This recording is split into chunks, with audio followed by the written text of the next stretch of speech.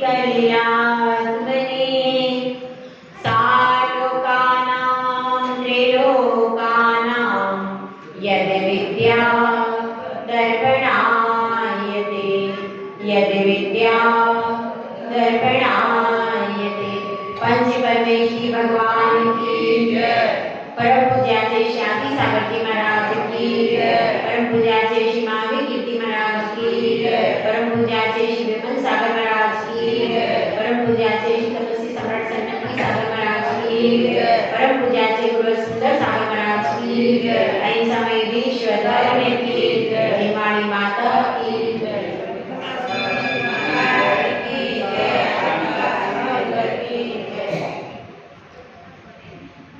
हम सब अपनी आत्मा का कल्याण करने के लिए जिनेंद्र भगवान के दरबार में आते हैं। अगर कुछ और लक्ष्य लेकर के आते हैं तो उन वीतरागी भगवान के पास आने का कोई अर्थ नहीं।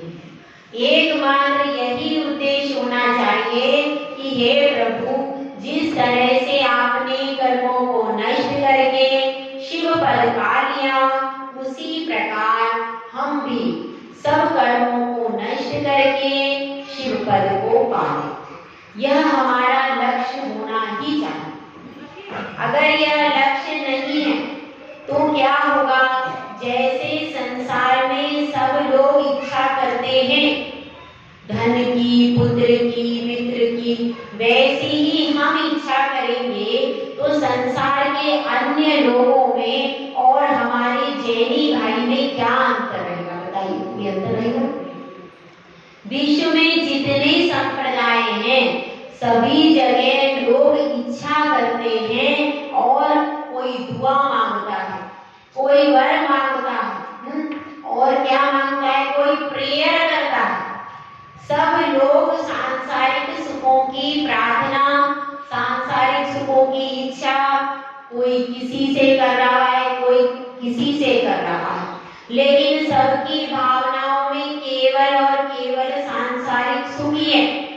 एकमात्र जिन धर्म ऐसा है, हमारा वीतराग धर्म ऐसा है जिसमें सांसारिक सुखों की इच्छा से कोई भी व्रत, कोई भी नियम, कोई भी उपवास, कोई भी साधना की नहीं जाती। कौन सा धर्म है? जिन धर्म। जिन धर्म में ही ऐसा है, आप उठा करके देख लीजिए, जितने भी आप उपवास आदि है उन सब में कहीं भी ये नहीं लिखा। ये बात अलग है कि जाकर के साधु के चरणों में निवेदन किया कि हमें यह कष्ट है, हमें वह कष्ट है, लेकिन साधु ने क्या कहा? साधु ने केवल यही कहा, आप निर्विकल्प होकर भगवान की भक्ति करो, ये व्रत करो, ये उपवास करो। ऐसा ही कहा। ये नहीं कहा कि इस इच्छा के लिए आप व्रत करो, ऐसा कहा नहीं। उन्होंने तो कहा आप तो निर्विकल्प होकर के निष्काम भक्ति करो। निष्काम भक्ति से यह सब चीजें आपको अपने आप प्राप्त हो जाएंगी, और जिसने निष्काम भक्ति की उसको अपने आप सब कुछ मिल जाएगा। तो हमें भी सकाम भक्ति नहीं करनी। कैसी भक्ति करनी? निष्काम भक्ति, जिसमें कोई अभिलाषा नहीं होगी, प्रभु के चरणों में समर्पण होगा। तो ऐसे ही जो हमारी सामायिक है उसका लक्ष्य क्या है? सामायिक करने का लक्ष्य हाँ बताइए अशोक जी, क्या लक्ष्य होता है सामायिक करने का? क्या लक्ष्य होता है? मोक्ष की प्राप्ति है, अच्छे गुणों की प्राप्ति हो जाए। हाँ इधर बताओ महिलाएं, सामायिक हम क्यों करते हैं? पापों का प्रक्षालन, ठीक है। सामायिक करने के कई सारे उद्देश्य हैं भाई, एक उद्देश्य नहीं है।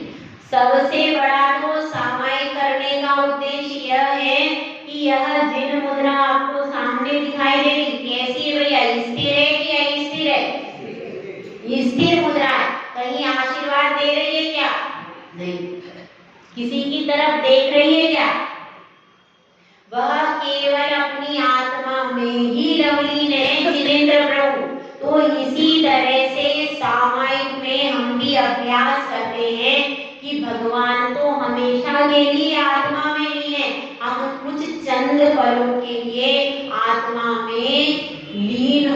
का प्रयास करें, आत्मा के बारे में चिंतन करने का प्रयास करें। यह पहला लक्ष्य है, ये सर्वोत्तम लक्ष्य है। इसके बाद क्या है, अब हम जैसे ही इधर उधर बैठते हैं तो 5 पाप लगना चालू हो जाते हैं। तो उन 5 पापों को त्याग करके हम सामायिक करते हैं कि जब तक सामायिक में बैठेंगे तब तक तो 5 पाप नहीं लगेंगे। और क्या करते हैं, और हम आरंभ और परिग्रह का भी त्याग कर देते हैं। तो ये सब सामायिक के लिए क्या है, इन सब से जैसे जैसे हम सब कुछ त्याग करते जाते हैं वैसे वैसे अपना उपयोग भी कहाँ चला जाता है, जो पर में जा रहा था अब कहाँ आता है, अपनी आत्मा में रहता है। न वह शरीर पर रहता है न घर पर, क्योंकि सब त्याग कर दिया। और फिर कायोत्सर्ग करते, कायोत्सर्ग मतलब काया से भी ममत्व का त्याग करना, तो शरीर को भी अपना नहीं मानना। वो कैसी सामायिक, वह है वास्तविक सामायिक। ठीक है, तो आपको समझ में आ रहा है यहाँ पर पूरी चर्चा किसकी चल रही है, सामायिक की चर्चा चल रही है। और अब देखिए जो गृहस्थ है वह भी परिग्रह का त्याग कर देता है तो उसकी कैसी दशा होती है। अब इसमें शिष्य पूछ रहा है गुरु से कि गुरुदेव ऐसे ऐसे श्रावक होते हैं कि जब सामायिक करते हैं तो कुछ श्रावक आज भी हैं साधना करने वाले, केवल जो कि मतलब पुरुष है वह एक ही दुपट्टा ओढ़ करके और सामायिक कर लेते हैं, एक ही वस्त्र रखते हैं। कुछ लोग तो केवल नीचे का अधो वस्त्र पहनकर सामायिक करते हैं, ऐसे भी हैं साधना करने वाले पुरुष। और कुछ महिलाएं ऐसी हैं जिन्होंने सफेद साड़ी का नियम ले लिया तो मात्र सफेद साड़ी पहनकर सामायिक कर रही है और शेष परिग्रह का त्याग कर दिया। तो अब शिष्य कह रहा है कि गुरुदेव जिन्होंने एक लंगोटी ही धारण की है और जिन्होंने केवल एक दुपट्टा और लंगोटी धारण की है वे तो क्षुल्लक और एलक के तुल्य हो गए, वो तो बन गए क्षुल्लक एलक। और जिस स्त्री ने केवल एक सफेद साड़ी पहनकर सामायिक कर रही है, सब कुछ त्याग कर दिया, तो वह आरिका हो गई। अब ये शिष्य का प्रश्न है, समझना है इसको, क्या कह रहे हैं कि उसने सब त्याग कर दिया तो वह आरिका रूप हो गई। तो अब गुरु उत्तर देते हैं कि नहीं भाई, केवल त्याग करने से वो आरिका नहीं हो जाए, भले ही सफेद साड़ी पहने और सब उसने त्याग भी कर दिया लेकिन वो आरिका नहीं हो सकती। इसी प्रकार से उन्होंने खाली लंगोट और दुपट्टा ही रखा है और सब गृहस्थ ने त्याग कर दिया, उसके बाद भी वह क्षुल्लक नहीं होगा। क्यों? क्योंकि क्षुल्लक बनने के लिए गुरु के पास जाकर के त्याग करना पड़ता है और फिर गुरु संस्कार करते हैं, संस्कार करने के उपरांत ही आपको आरिका और क्षुल्लक की संज्ञा प्राप्त होती। उसके बिना यदि घर पे आपने एक वस्त्र से साधना कर रहे, 2 वस्त्र से साधना, वो मात्र आपकी साधना है। और दूसरी बात, उन्होंने केवल सामायिक के समय पर ही ड्रेस अपनी रखी है, उसके बाद फिर से संसार में जाकर सब कुछ ग्रहण करना। इसलिए ऐसा नहीं समझना कि कहीं कोई एक व्यक्ति बैठा है तो उसने कह दिया कि मैंने तो आज के दिन सामायिक कर रहा हूँ, मेरा उपवास है, तो मैंने सिर्फ 2 वस्त्र रख लिए, तो आप समझ लो ये तो एलक क्षुल्लक हो गए, तो वो बनने वाले। क्योंकि एलक क्षुल्लक आरिका आदि का पूरे जीवन भर का नियम है। वो 2 वस्त्र आरिका, एक साड़ी के अलावा 2 साड़ी के अलावा तीसरी साड़ी नहीं रखी और एलक क्षुल्लक भी अपने 2 वस्त्रों को 4 वस्त्रों के अलावा कुछ भी, तो उनका तो जीवन भर का नियम है। लेकिन आपका नियम कब तक है? जब तक सामायिक कर रहे, इसलिए वह समान नहीं हो सकता। तो एक दूसरी बात बता रहे हैं आचार्य परमेश की विशेष, उसको समझते। क्या कह रहे हैं देखो 102 नंबर की बात। सामयिके सारंभा परिग्रहाण्येव सन्ति सर्वेपि चेदोपसृष्ट मुनिरिव गृहीतदा याति यति भावम् सामयिके सारंभा परिग्रहाण्येव सन्ति सर्वेपि चेदो प्रशस्त मुनिरिव गृहीतदा याति यति भावम्। इसमें क्या कह रहे हैं? सामायिके। सामायिके का अर्थ क्या है? सामायिक में सारंभा यानी सब प्रकार के आरंभ का क्या हो गया है? त्याग। कौन से आरंभ होते हैं किसी को याद है? षट तो वो है असीमसी, कृषि, विद्या, वाणिज्य और शिल्प। ये क्या है? ये तो षट क्रिया है। ये भी आरंभ है। और चक्की, चूल्हा, बुहारी, उखली और पानी छानना, ये सब क्या है? ये भी आरंभ है। एक तो गृहस्थी का आरंभ है, दूसरा उद्योगों का आरंभ है। दोनों को आरंभ ही कहा जाएगा। तो जब सामायिक में बैठते हैं तो गृहस्थी के आरंभ का भी त्याग कर देते हैं और व्यापार के आरंभ का भी त्याग कर देते हैं। दोनों प्रकार का त्याग हो गया। और परिग्रह का भी त्याग कर देते हैं। कौन सा? मेरे घर में जितना भी सोना, चांदी, रुपया, वस्त्र आदि रखे, जब तक मैं सामायिक में बैठा हूँ तब तक सबका त्याग।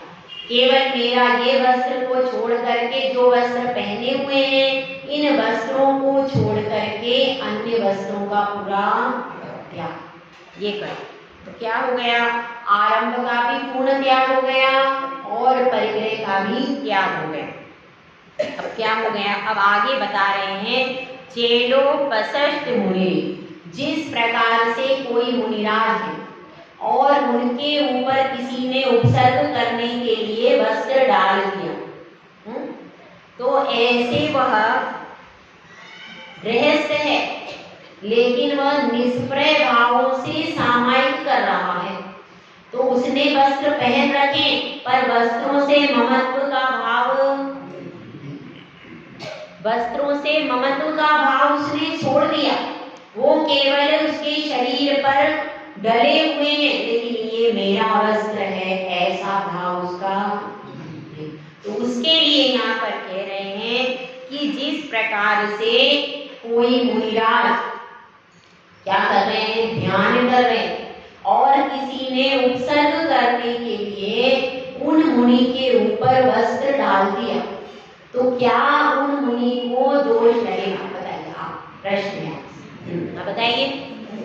मुनिराज ध्यान में बैठे और किसी ने अचानक उपसर्ग करने की इच्छा से वस्त्र डाल दिया कंधे पे, क्या हुआ? वो मुनि नहीं है, वो मुनि है। उनके ऊपर उपसर्ग करने की इच्छा से वस्त्र डाला। क्यों? क्योंकि मुनिराज ने सब प्रकार के वस्त्रों का दीक्षा लेते समय ही त्याग कर दिया। यदि वो खुद वस्त्र लेते हैं तब उनको दोष लगेगा। अगर कोई दूसरा वस्त्र डाल करके अग्नि लगा रहा है, रुई लपेट रहा, तो उसमें मुनि को दोष नहीं। ऐसी एक कथा आती है भेड़ मुनिराज की, सुना है? उनकी कथा आती है। वह मुनिराज कैसा था कि मुनिराज एक खेत में ध्यान करने बैठ गए और उस खेत में एक किसान था। किसान के 2 खेत थे। तो उसने मुनिराज से कहा कि बाबा जी आप यहाँ बैठे हो, मैं दूसरे खेत पर काम करने के लिए जा रहा हूँ और मेरी पत्नी अभी यहाँ पर भोजन लेकर के आएगी, तो उसको अब पता नहीं है। आप उससे ये कह देना कि मैं दूसरे खेत में काम करने गया हूँ और भोजन वहां पर दे दे। ऐसी बात कह करके वह किसान उस खेत से उठ करके दूसरे खेत पर चला गया। 2 खेत थोड़ा दूर था। अब क्या हुआ? और मुनिराज तो आत्मा के ध्यान में फोन ले लिया था उन्होंने। तो अब क्या हो गया, अब थोड़ी देर के बाद उस किसान की पत्नी जो थी वो आई और वह भोजन लेकर के आई। अब उसको कोई दिखा नहीं, तो उसने खेत में बाबा जी बैठे देखे, तो उसने पूछ लिया कि बाबा जी मेरे पतिदेव यहाँ आए थे क्या, और वो कहाँ चले गए?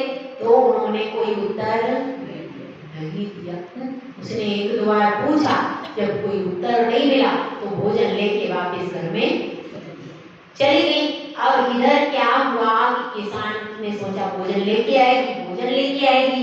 अब इतनी दूर बार बार घर पे उस समय आना जाना नहीं हो पाता था, तो वह सोचने लगा कि बड़ो इतनी धूप हो गई, 12 बज गया, मैं थक गया, अभी तक भोजन लेके नहीं आ पाई। उसको बहुत गुस्सा आ गया। अब क्या होता है, वो झुंझलाता हुआ शाम को घर पे जाता है तो क्या करेगा क्या करेगा? घर जाके पत्नी पे चिल्लाएगा।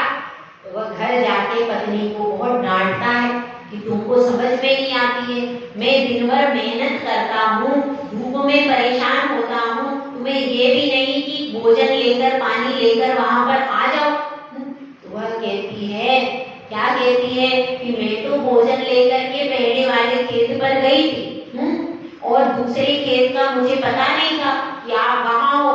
मैंने बाबा जी को पूछा, बाबा जी ने कोई जवाब नहीं। अब बाबा जी वैसे जैसे सुबह बैठे थे वैसे ही शाम तक बैठे, उनके ध्यान में कोई अंतर नहीं हुआ। अब इसको बहुत गुस्सा आया, उसने ये कहा कि वो बाबा जी ही सब जाने, उन्होंने मुझे भूखा प्यासा रखा और अब वो मजा ले रहे, सब गलती उन्हीं की है। तो अब उस समय क्या होता था, कंबल होते, तो एक कंबल लेकर के गया और क्या किया उसने, कंबल लपेट दिया और आग लगा। महाराज से क्या हो रहा है, वे मुनिराज उस समय उन्होंने क्या किया, उस समय अपनी आत्मा में लीन हो गए। अब बताइए, उनके ऊपर कंबल लपेटा गया, क्या हुआ? उनको दोष लगेगा कि नहीं? नहीं लगेगा। क्यों? क्योंकि वो तो सत्य करने के लिए, जलाने के लिए कंबल लपेटा उसने, इसलिए उनको दोष उन्होंने स्वयं होकर के नहीं लिया। तो उसने क्या किया, वो कंबल लपेट करके आग लगा दी और मुनिराज ध्यान में उतर गए और उनको केवल ज्ञान प्राप्त हो गया। ऐसी कई कहानियां इतिहास में आती है। अब देखिए, आभूषण पहनाने वाली कहानी पांडवों की आती है कि पांडव थे और उनके ऊपर आभूषण पहना दिए लोहे के जलते हुए, तो उनका आभूषण का त्याग था मुनिराज का, उन्होंने आभूषण पहना दिए तो उनको दोष लग गया। लगा कि नहीं? क्यों नहीं लगा? क्योंकि वे उपसर्ग करने के लिए पहनाए थे, उन्होंने अपने श्रृंगार के लिए नहीं पहने। इसलिए मुनियों पर उपसर्ग होता है तो उनको अगर कोई वस्त्र लपेट भी देता है तो मुनियों को दोष नहीं लगता। इस चीज को समझें। तो ऐसा ही यहाँ पर कह रहे हैं आचार्य समंतवत स्वामी, क्या कह रहे हैं कि जैसे कि मुनिराज है और मुनिराज पर किसी ने उपसर्ग करने के लिए रुई आदि लपेट दी है, कंबल आदि लगा दिया है, आभूषण पहना दिए और क्या कर दिया, और अग्नि लगा दी, ऐसे उपसर्ग कर दिए, तो उस समय मुनि की निर्वृत मुद्रा मानी जाएगी कि नहीं मानी जाएगी? मानी जाएगी, ठीक है ना। उस समय जैसे मुनि की निर्वृत मुद्रा मानी जाती है, उनको मुनि कहा जाता है, उसी प्रकार से ये गृहस्थ भी है, वह इतना लीन है कि उसके वस्त्रों से भी उसको प्रयोजन नहीं है, उसके वस्त्रों से भी उसको प्रयोजन नहीं है, बिल्कुल निष्कंप अवस्था में। तो ऐसे दो गृहस्थ प्रसिद्ध हुए, नाम बता सकते हैं? दो गृहस्थ प्रसिद्ध हुए हैं सामायिक करने में। एक का नाम है वारिशेन, दूसरे का नाम है सुदर्शन सेन। वारिशेन जो कि श्रेणिक राजा के सुपुत्र थे, और वे शमशान में ध्यान करने, सामायिक करने गए थे। वहां पर क्या हुआ, उस चोर ने क्या डाल दिया, पास में डाल दिया। और वे तो मोह नहीं रहे, उन्होंने अपनी सामायिक छोड़ी नहीं छोड़ी। तो इतने उपसर्ग होने के बाद सैनिक पकड़ करके ले गए, लेकिन उन्हें अपने सामायिक को तोड़ा नहीं, मौन ही रखा। जब वो सब देख रहे ये हार डाल रहा है, यह सैनिक पकड़ के ले जाए, फिर भी उन्होंने अपना मौन तोड़ा नहीं, अपनी सामायिक को तजा नहीं। तो एक ये कौन थे? राजर्षि कुमार। उसके बाद उनको सूली का दंड भी हो गया, फिर भी उन्होंने कुछ भी कहा नहीं। उसके बाद सुदर्शन सेठ है, वे भी चतुर्दशी की रात्रि में शमशान में जाकर ध्यान किया करते थे। बहुत ज्यादा सुंदर थे, कामदेव के समान उनका रूप था। तो उसके रूप को देख करके एक रानी क्या चाहती थी? उन्हें अपने पास बुलाना चाहती थी। तो जब सुदर्शन सेठ ने कह दिया मेरा एक पत्नी व्रत है, फिर क्या हो गया? तो अब उसने नई तरकीब सोची कि वे शमशान में जाकर रोज चतुर्दशी को ध्यान करने। तो क्या किया? उनको दासी के द्वारा वहीं से उठवा दिया और अपने महल में ला करके रख दिया। जब इस प्रकार का उपसर्ग सुदर्शन सेठ ने देखा कि ये तो बहुत बड़े उपसर्ग हो गया, अब मैं क्या करूं? तो उन्होंने मौन ले लिया।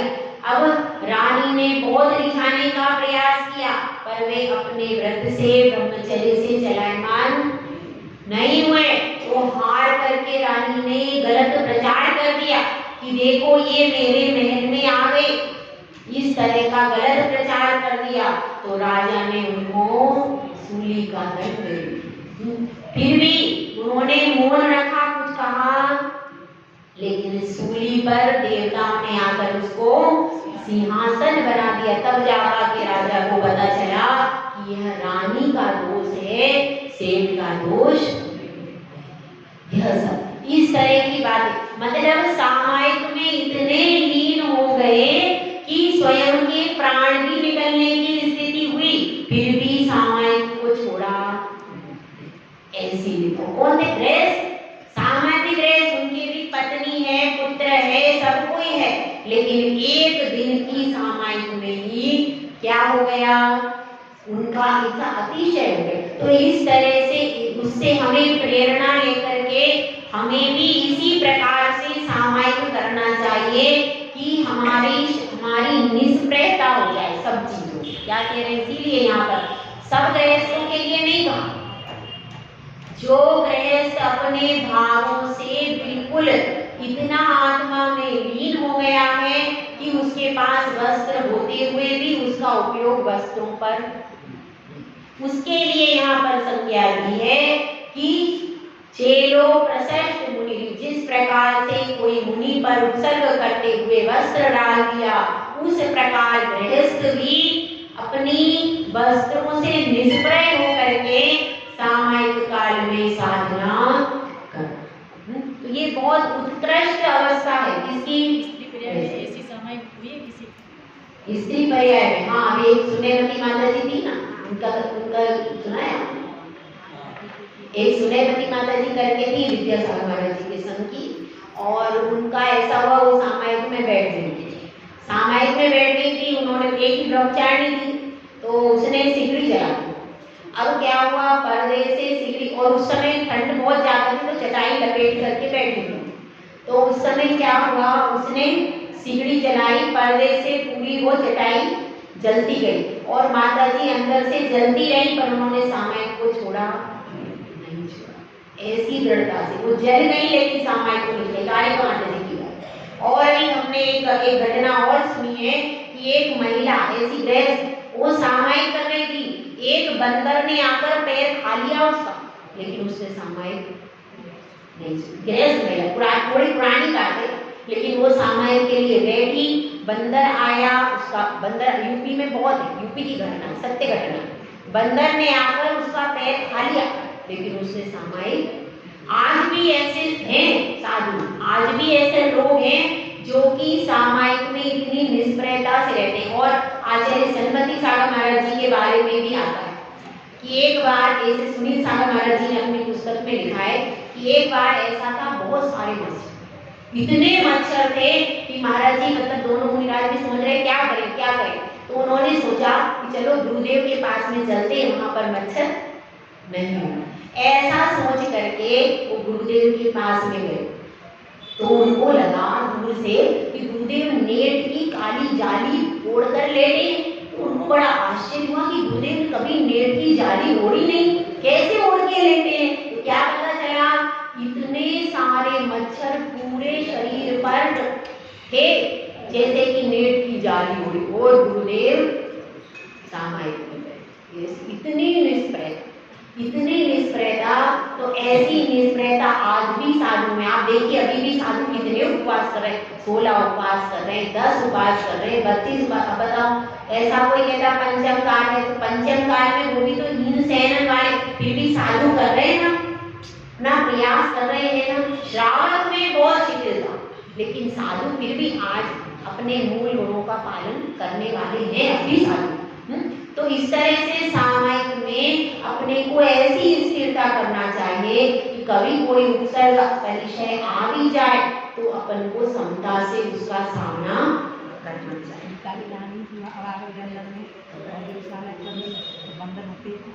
वो बंदूनी का बताया, एक हमारे संघ में पैर वाला भी था किसी का। तो ऐसे कई उदाहरण मिलते हैं अपने को कि जिसमें कहीं किसी को परेशान भी किया, फिर भी उन्होंने सामायिक को छोड़ा नहीं। तो ऐसे ही हम जितनी दृढ़ता से सामायिक करेंगे, उतना बल साहस सब कुछ हमारे अंदर आ जाता है। तो अब इसमें यही समझना है कि इतनी निष्प्रयता से सामायिक करना है कि हमारे वस्त्रों से भी महत्व का क्या हो जाए। ठीक है, दूसरी गाथा लेते हैं। ये सब सामायिक का कथन चल रहा है, और इसमें गृहस्थ का उत्साह बढ़ाने के लिए, जैसे कहते हैं ना, राजा बेटा है मेरा, आजा। जब उसको कोई काम करवाना है, खिलाना है, खा नहीं रहा, मेरा तो राजा बेटा है, मेरी सब बात मानता है, अच्छे से पढ़ता है, ऐसे कह के उसको थोड़ी सी दवाई खिला दी। अब क्या होगा, अब बाद में रोए सो रोए, दवाई तो दे अंदर, ऐसा कहेगा। तो इस तरह से अपना मनोबल बढ़ाने के लिए क्या आप सामायिक करोगे तो आप कैसे हो जाओगे, जिस प्रकार से मुनिराज पर किसी ने उपसर्ग करके वस्त्र डाल दिया, ऐसी स्थिति आपकी, इतनी निष्प्रयता से आपको सामायिक करना चाहिए। और सामायिक के काल में आप मुनि के तुल्य हो जाते। कैसे? मुनि नहीं बन जाते। क्यों हो जाते हो? क्योंकि देखिए, मुनि का भी सब आरंभ परिग्रह का त्याग है, उनका जीवन भर का, और आपका केवल सामायिक काल। तो सामायिक के उतने काल तक आपका आरंभ परिग्रह का पूरा त्याग हो जाता है, और आपके मन में भी किसी प्रकार से महत्व परिणाम नहीं रह जाते। इसके कारण आप उस मुनि के तुल्य कह दिया है, ताकि आपका उत्साह बढ़ता रहे और आप सामायिक की ओर अग्रसर हों।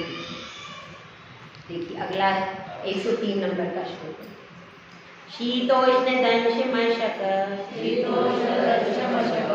परिचय मुत्सर्गमपि च मौनधरः सामायिकं प्रतिपन्ना अधिकुर्वीरन्न चल्योगा। शीतोष्ण दंश मशक परिचय मुत्सर्गमपि च मौनधरः सामायिकं प्रतिपन्ना अधिकुर्वीरन्न न चल्योगाः। क्या कहना चाह रहे हैं यहाँ पर कि सामायिक में परिचय को सहन करना चाहिए। अब आप सामायिक करने बैठे, इतने में लाइट चली गई, क्या करोगे? लाइट चली गई, क्या करेंगे फिर? तो फिर आकुलता हो रही है, क्योंकि बिना पंखे के बैठने की आदत नहीं है।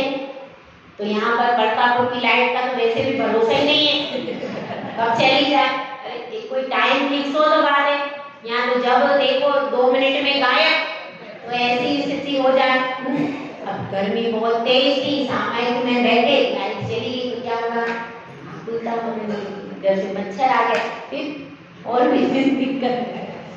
तो क्या है, सामायिकम प्रतिपन्ना, जिन्होंने सामायिक को साध लिया है, सामायिक का संकल्प किया, उनको सबसे पहले क्या करना चाहिए? मौन धारण करना। बिना मौन के तो सामायिक होती ही नहीं। सबसे पहली कंडीशन यही है कि जितनी देर आप सामायिक कर रहे हैं उतनी देर मौन से बैठना है। अगर आप आपस में बातचीत कर रहे हैं तो सामायिक नहीं होगी। तो सबसे पहले क्या करना? मौन धारण करना। उसके बाद अचल ध्यान में होते हुए जिस आसन से आप बैठे हो उसी आसन से स्थिर रहो। ऐसा नहीं है पल पल पर आसन बदल गए, ऐसा। जितनी शक्ति, अगर आपके पास 10 मिनट एक आसन से बैठने की शक्ति है तो 10 मिनट तो कम से कम बैठो। एक 5-5 मिनट में तो चेंज, या फिर विशेष परिस्थिति है, बुखार आती है, परेशानी है, तो एक अलग बात है। सामान्य अवस्था में एक ही आसन से बैठकर सामायिक करना चाहिए, इसलिए अचल योगा। उसके बाद क्या दिया है? शीत, उष्ण, डांस, मच्छर आदि कृत परिचय। कौन कौन से परिचय होते हैं? बहुत ज्यादा ठंडी हो रही है, ठंड की बाधा है, तो उस ठंड में अपने को फिर भी सामायिक करना है, तो क्या करना? कपड़े भी पहन लिए, शॉल भी ओढ़ लिया, फिर भी ठंडी लग रही, तो क्या करना है?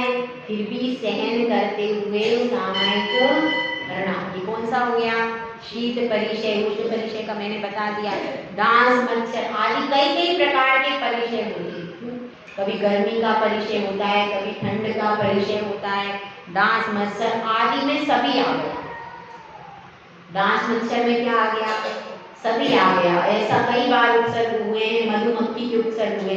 एक आचार्य महावीर कीर्ति महाराज जी को भी हुआ था मधुमक्खी का उपसर्ग। एक अभी वर्तमान में आचार्य सुनील सागर महाराज जी के संघ में भी मधुमक्खी का उपसर्ग हुआ था। तो आचार्य सुनील सागर महाराज जी ने सबको बोल दिया कि आप सब शांत होकर के बिल्कुल बैठ जाओ, आपको तो होने वाला है उपसर्ग। तो वो उपसर्ग के समय पर साधु क्या करते हैं? एकदम मौन होकर निश्चल बैठ जाओ, ऐसा करें।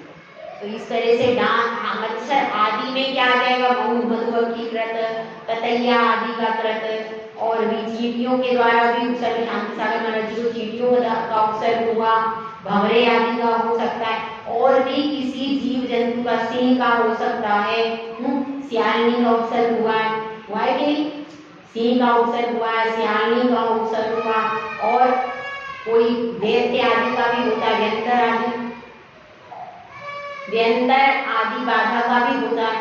व्यंतर आदि कर देते तरह तरह की बाधा का उपसर्ग। तो ऐसे नाना प्रकार के उपसर्ग होते हैं। तो उन सब परिचय को, उपसर्ग और परिचय में क्या अंतर है बताइए? उपसर्ग किसी के द्वारा किया जाता है, एक अंतर तो यह है कि उपसर्ग का अर्थ है जिसमें प्राण जाने का सबसे ज्यादा संभावना है, वो उपसर्ग। और उपसर्ग परकृत होते हैं, परिचय स्वकृत। परिचय अपनी इच्छा से सहन किए जाते, दूसरे की इच्छा से सहन नहीं होते। परिचय का मतलब है चारों ओर से सहन करना। किसको सहन करना? अपनी स्वेच्छा से परिचय सहन किए जाते हैं। उपसर्ग जब कोई, हम अपने स्थान पर बैठे हैं, किसी ने ला करके कोई चीज डाल दी या कोई जीव जंतु आ गया, सर्प का उपसर्ग होता है, और तरह तरह के उपसर्ग होते हैं। त्रियंचकृत होते हैं और देवकृत भी होते हैं, मनुष्य और त्रियंचकृत भी उपसर्ग होते हैं। तो इस तरह से समझना यह है, उपसर्ग में क्या होगा? दूसरे के द्वारा, लेकिन परिचय में हम स्वयं अपनी इच्छा से अपनी साधना को बढ़ाने के लिए सहन करते हैं। और उपसर्ग में ज्यादातर प्राणों के घात का प्रसंग आता है। उधर प्राणों का घात जिसमें हो जाता है उसको उपसर्ग कहते हैं। जबकि परिचय क्या होते हैं? जिसमें सहन करने के बाद व्यक्ति जीवित रह जाता है, उसके प्राणों का घात नहीं होता सामान्य। इसीलिए तो ये परिचय देखिए छोटे छोटे हैं, शीत, उष्ण, दंश, मशक, ये सारे परिचय में से एक भी ऐसा नहीं है कि जिसके द्वारा आपके प्राण ही समाप्त हो जाएंगे। इनको आप सहन कर सकते हो। जो सहन करने योग्य है वो क्या है? परिचय। और इसमें आता है कर्म निर्जरा के लिए जो सहन किए जाते हैं, इसमें आता है तत्वासित। कर्म की निर्जरा के लिए और जो सहन किए जाते हैं उनको क्या कहते हैं? परिशो द्रव्या परिशा। सहन किए जाते हैं उनको परिचय कहते हैं। तो यहाँ पर यही बात कह रहे हैं कि ये जो नाना प्रकार के परिचय होते हैं तो इनको भी कुछ कुछ तो गृहस्थ सहन करे। सामायिक में बैठे हैं उस समय जैसे मुनिराज सहन करते उतना नहीं तो कम से कम कुछ मात्रा में तो गृहस्थ सहन करे। यदि आप थोड़ा सा अभ्यास करोगे तो क्या होगा? आगे जब दीक्षा लोगे तो आपको सहन करने का ये आज का अभ्यास बाद में काम आएगा। बाद में आकुलता आपको नहीं होगी। जब आप मुनिराज या आलिका बन जाओगे उस समय यदि आपको मच्छर आदि काट रहे हैं, गर्मी लग रही, तो आप सोचोगे मैं तो इतने साल से सहन कर रहा हूँ, तो अब क्या बात?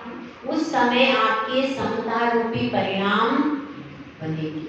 इसलिए यह मुनिव्रत के अभ्यास के लिए ही शिक्षाव्रत होते हैं।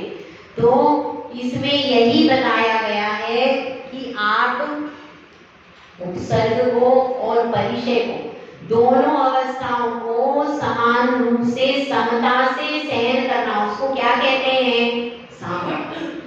अब गर्मी और सर्दी तो आप सहन कर ही सकते हो, कर सकते हो कि नहीं? इतना तो कर ही सकते हैं। कम से कम गर्मी सर्दी की बाधा है, तुरंत घर में जाकर पंखा चलाना, एसी में बैठ जाना, कूलर में बैठ जाना, करते ही नहीं। तो वो थोड़ा सा जब सामायिक में बैठो तब ऐसे उपकरणों को छोड़ दो, त्याग कर सकते हो। मच्छर बहुल है तो नहीं कर सकते, तो कम से कम जब लाइट चली गई तब उस समय समता से बैठ जाओ। अब लाइट चली गई, अब कुछ कर तो सकते नहीं, नियम लेकर बैठे, उठ भी नहीं सकते, तो क्या करना है? उस समय क्षमता भाव से सहन करो जो उपसर्ग है, जो परिचय है। यह बात यहाँ पर आचार्य परमेश जी हमको बता रहे। और यह जो सामायिक, यह हमें बिल्कुल इस समय पर 48 मिनट में या 30 मिनट में यदि किसी को मुनि और आलिका का जीवन की एक झलक देखना तो सामायिक में उसको देख सकते। सामायिक में आपको पता चलेगा कि देखो मुनिराज बैठते हैं तो कैसे सहन करते हैं, कैसे उन पे मधुमक्खी का दंश, इसका मच्छर का तरह तरह के जब परिचय आते हैं वो कैसे सहते होंगे। तो उस चीज को अनुभव करने का अवसर आपको कब मिलता है? सामायिक में। सामायिक में मिलता है, ठीक है। तो इसलिए हमको यहाँ पर समझना है कि बहुत ज्यादा निष्प्रयता से जब सामायिक करेंगे तब परिचय और उपसर्ग भी फूल जैसे हो जाएंगे, तब उनकी तकलीफ हमको नहीं होगी। हमको ये उत्साह होगा कि नहीं, आज हमारी सामायिक बहुत अच्छी हुई, आज हमने इतनी ठंडी थी फिर भी उस ठंडी को सहन किया, आज हमें इतनी गर्मी लग रही थी तो हमने उस गर्मी को सहन किया, मच्छर आ गए थे तो हमने अपनी सामायिक छोड़ी नहीं। जब आप इस तरह का अभ्यास करोगे तब ही आगे की सीढ़ी पर चढ़ने के योग्य कार्य होगा। तो इस तरह से अपने को समझना है। यह सब सामायिक की चर्चा चल रही। अभी और 2-3 गाथाएं हैं। अब शिष्य ने प्रश्न किया गुरु से, क्या किया कि सामायिक में क्या चिंतन करूं? आपने ये भी बता दिया आसन एक लगाओ, और सब जब कोई परिचय आ जाए, उपसर्ग आ जाए तो उसको समता भाव से सहन करो, आरंभ परिग्रह का त्याग करो। ये सब तो बता दिया, पर क्या सोचना ये तो बताया ही नहीं। क्या चिंतन करूं मैं सामायिक में? तो गुरुदेव अगली कारिका में आपको कल बताएंगे। क्या बताएंगे? क्योंकि वो लंबा मैटर है, बहुत अच्छा विषय है। तो अगली कारिका में गुरुदेव समझाएंगे क्या कि क्या चिंतन करो जिससे मन एकदम स्थिर हो जाए। इसके लिए गुरुदेव कल आपको बताएंगे। जय बुलाचल सुंदर सतपारा।